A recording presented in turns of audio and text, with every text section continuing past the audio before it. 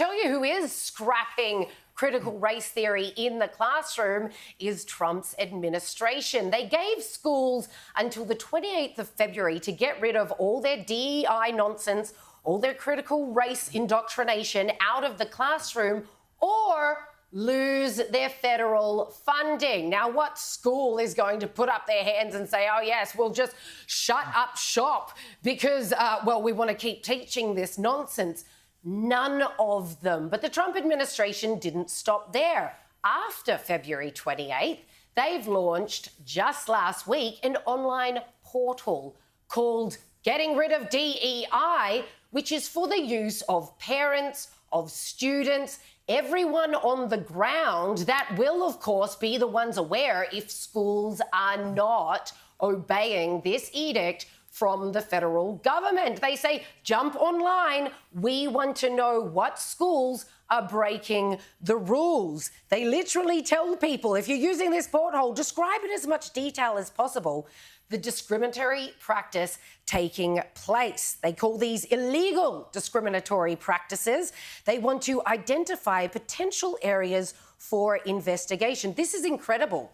This portal says the US Department of Education is committed to ensuring all students have access to meaningful learning free of divisive ideologies and indoctrination. So while we've got our Human Rights Commission literally saying you're not shoving this down kids' throats hard enough, you've got the Trump administration saying we're gutting this out of the entire schooling system. And if you break the rules, mum and dads around the country are going to dob you in and you will lose your federal funding. I love this so much, especially as a parent who's had kids come home from school with books where they've got a picture of an Indigenous person under a tree looking incredibly happy, and then beside that there's a picture of a modern city and there's smoke coming out of factory stacks and the implication clearly is that Australia was this idyllic paradise until white people arrived with their industrial revolution, and your kids are getting bombarded with that right from an early age.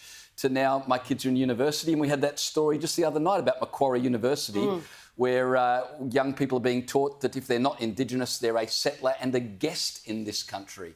And you've got lecturers starting the semester by telling students, if you address me by female pronouns, though I am a female, I will ignore you. So it's rammed down kids' throats continually.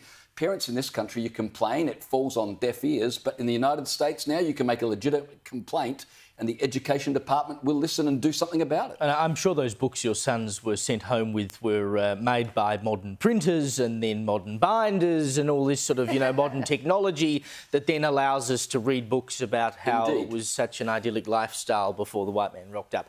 By the by. But I think it's fantastic. They should call it the DID, Dobbin Division, and expand it from, beyond schools to everywhere, right? Every time you see DEI, report it to the government and then they can go in and do something about it. I do wish that perhaps it would lob in my emails first so that we've got the stories here to do first before everyone else gets onto them. But that's sort of been your only outlet thus far, right?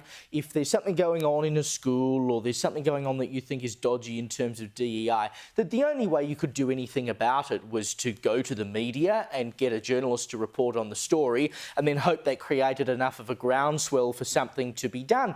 Now you've got a government that is proactively wanting to do things. They're saying, look, if you see it, tell us. It's a bit like the cops. So if you see something, if you hear something, say something. And they're applying exactly the same logic here. And so it should be, because the parents are the eyes and the ears of the schools. And you can imagine why a department wouldn't know what's going on in every single school everywhere. So unless someone does blow the whistle, these things will just continue to happen.